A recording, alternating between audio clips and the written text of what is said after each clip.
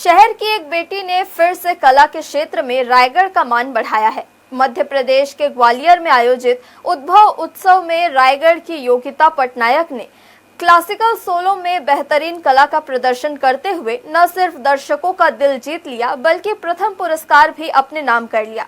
इस प्रतियोगिता में हिस्सा लेने वाली योगिता रायगढ़ की इकलौती प्रतिभागी थी।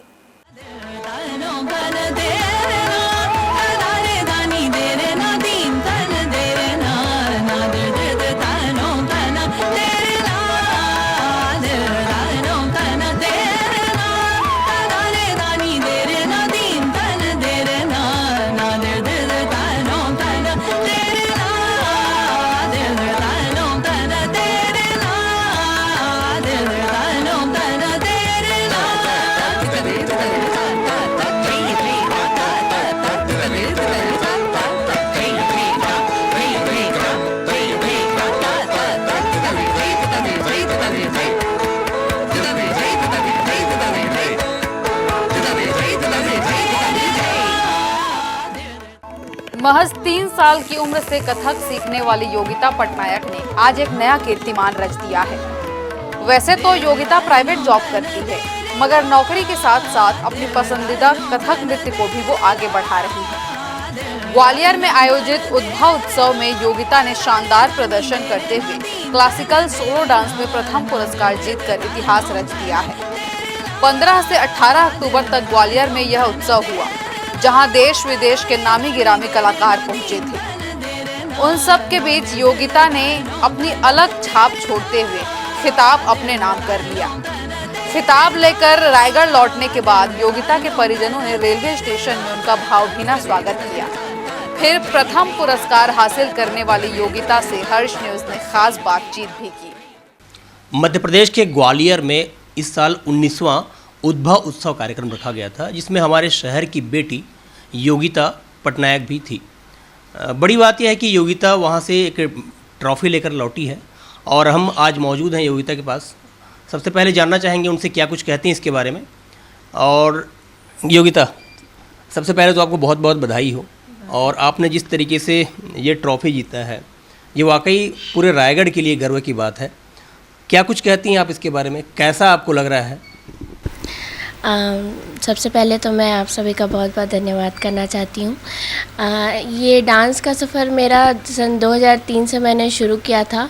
उसके बाद 5 साल का कोर्स कंप्लीट करने के बाद तो सन 2008 से स्कूल और पढ़ाई और आगे चल के जॉब की वजह से ये कहीं ना कहीं छूट गया था।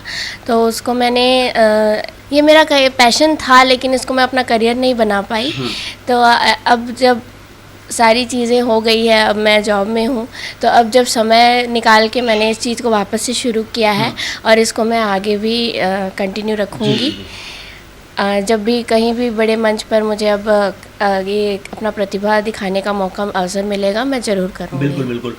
2003 के बाद सीधा आप दिखती हैं 2024 में इतने बड़े रायगढ़ शहर में। अचानक से इतने सालों तक आप कहाँ खो गई थी, और आज जब उभर के दिख रही हैं तो एकदम ट्रॉफी के साथ लौटी हैं रायगढ़, सीधा एमपी से। मैं कहीं ना कहीं पढ़ाई और जैसे कि हम लोग एक मिडिल क्लास फैमिली से बिलोंग करते हैं, तो माता पिता कहीं ना कहीं हमको इस क्षेत्र में हम आगे बढ़ने का नहीं सोच पाते हैं। तो कहीं जैसे कि अब मैंने इंजीनियरिंग का फील्ड चुना, तो मैं उसी में जॉब करने के लिए चली गई। ये मेरा पैशन था, लेकिन कभी इसको मैंने अपना करियर बनाने का नहीं सोचा, तो ये कहीं ना कहीं छूट गया बीच में। तो इसलिए अब उसको मैं अपना, लेकिन जब भी मुझे अवसर मिला तो जैसे स्कूल लेवल पे हुआ, कॉलेज लेवल पे, और जैसे अभी मैं प्लांट में जॉब करती हूँ, तो वहाँ पे भी जब भी मौका मिला, जैसे कि इंजीनियर्स डे, दुर्गा पूजा, अगर वहाँ फेस्टिवल हो रहा है, तो कहीं पे भी मुझे जब भी मौका मिला तो मैंने अपने प्रतिभा को कहीं ना कहीं निखारने की कोशिश की। और अब जब सारी चीज़ें हो गई हैं तो मैं इस चीज़ को भी आगे बढ़ाना चाहती हूँ। आगे कैसे बढ़ाएंगी आप?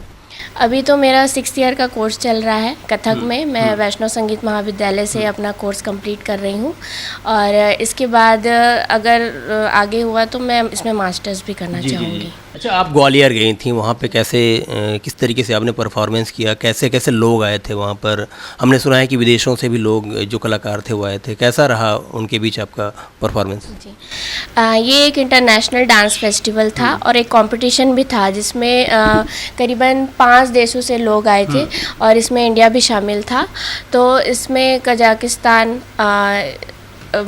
नीदरलैंड और आपका बुल्गारिया, श्रीलंका, ये सारे देश इसमें शामिल हुए थे। तो इसमें 2 प्रकार के डांस थे, एक तो ग्रुप डांस था और एक सोलो था। सोलो में भी सेमी क्लासिकल और क्लासिकल 2 ग्रुप डिफाइन किया गया था।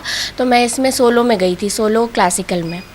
तो इसमें मुझे प्रथम स्थान प्राप्त हुआ है और जो ग्रुप डांस था वो इंटरनेशनल लेवल पे था और मैंने जो किया है वो नेशनल लेवल पे था। सिलेक्शन कैसे हुआ था आपका? ये मैंने ऑनलाइन नेट पे ही देखा था। अब मैं जैसे मैंने आपको बताया कि मुझे इसमें आगे बढ़ना है तो मैंने नेट का सहारा लेके वो ये मैंने देखा तो इसमें फिर मैंने ऑनलाइन अप्लाई किया था। जी। अच्छा, ये बताइए, आप वहाँ थीं तो कितने दिनों तक आप वहाँ पर थीं? कौन कौन थे आपके साथ में? कैसा लगा वहाँ पर? हम यहाँ से 15 तारीख को निकले थे रायगढ़ से और ये 2 दिन का था, 17 और 18 तारीख का। इसमें 17 तारीख को जो था ये प्रथम चरण था और प्रथम चरण में मैं सिलेक्शन होने के बाद द्वितीय चरण के लिए जब मैं इसका परफॉर्मेंस था 18 तारीख को। 18 तारीख को सुबह द्वितीय चरण में मेरा प्रोग्राम हुआ, उसमें फिर मेरा रिज़ल्ट जो है प्रथम आया। कथक के बारे में और कुछ जानकारी आप अगर साझा करना चाहती हैं तो हमारे जो दर्शक हैं वो जानना चाहेंगे। कथक जो है ये कथक का मतलब होता है कथा पे आधारित। मतलब जब भी हम किसी डांस में इसमें हम किसी भी कथा को अपने डांस के द्वारा प्रस्तुत करते हैं, वो कथक है। तो इसमें ये बहुत अच्छी एक विधा है और रायगढ़ घराना तो फेमस है ही देश में कथक के लिए और हम कला की नगरी में रहते हैं, राजा चक्रधर सिंह की नगरी में। तो इसलिए यहाँ पे कथक के एक अलग ही महत्व है। तो मैं आज के सभी युवाओं से और सभी जो अभी के जनरेशन के जो बच्चे हैं उनके माता पिता से भी मैं यही अनुरोध करूँगी कि अपने बच्चों को इस फील्ड में ज़रूर आगे भी बढ़ाएं और उसमें जाने का उनको मौका भी दें। कहीं ना कहीं हम चकाचौंध की दुनिया में ये जो क्लासिकल है इसमें हम लोग नहीं जाते हैं। तो मैं उनसे अनुरोध करूंगी कि अपने बच्चों को क्लासिकल में ज़रूर इस चीज़ को सिखाएं और उसमें आगे बढ़ने का मौका दें। रायगढ़ में भी बहुत अच्छा कथक का माहौल है, हर साल चक्रधर समारोह में कथक को ही प्राथमिकता दी जाती है। आपने कभी परफॉर्मेंस नहीं किया है? हाँ, अभी तक तो मौका नहीं मिला, लेकिन मैं आगे ज़रूर प्रयास करूँगी कि इसमें मुझे भी मौका मिले और आने वाले साल में मैं करने का प्रयास करूँगी। जी। अच्छा, आप जॉब भी करती हैं, उसके बाद कथक भी करती हैं, शादी भी हो चुकी हैं, आप कैसे पूरा मैनेज कर लेती हैं? शादी तो मेरी अभी 3 साल पहले हुई है और उससे पहले मैं डांस करती थी, लेकिन शादी के बाद भी मेरे हस्बैंड का मुझे इतना सपोर्ट है कि मैं इस चीज़ को कंटिन्यू रख पाई।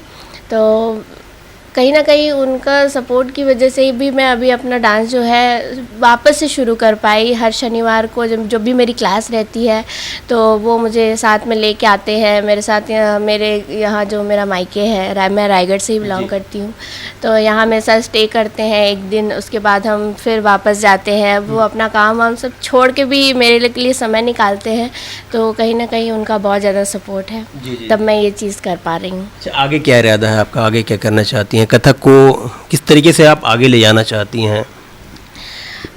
अभी तो मैं ये कोर्स के साथ में कंटिन्यू करूँगी और हो सके तो कभी आगे चल के मैं तमनार जहाँ मैं रहती हूँ वहाँ पे भी मैं क्लासेस करने की कोशिश करूँगी, ताकि मैं भी अपने आप को निखार सकूँ और इस चीज़ को मैं आगे बढ़ा सकूँ।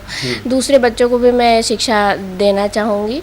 और मैं बीच बीच में तमनार में भी समर कैंप वगैरह मैं करती थी, अभी पिछले 2 साल से मैंने किया भी है और उसमें मैंने बच्चों को दिखाया भी है कि ये चीज़ें भी होती हैं।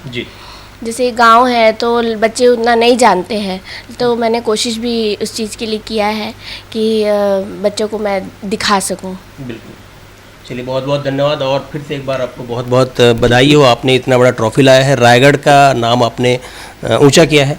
तो ये थी हमारे साथ योगिता पटनायक जी, जिनसे हमने ख़ास बातचीत की। कैमरा पर्सन श्याम देवकर के साथ संतोष साव, हर्ष न्यूज़ रायगढ़।